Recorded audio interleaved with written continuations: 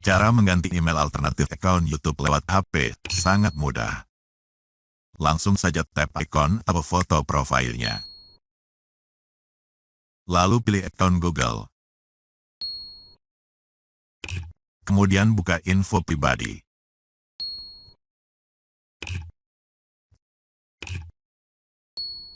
Tap pada bagian email.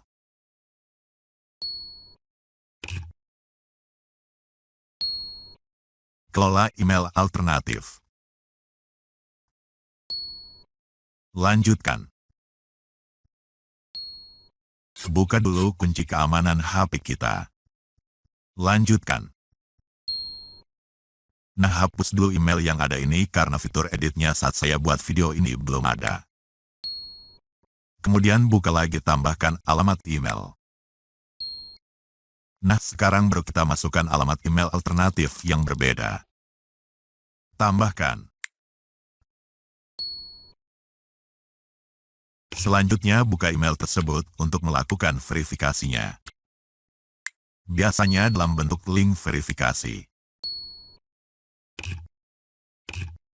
Setelah link tersebut kita klik.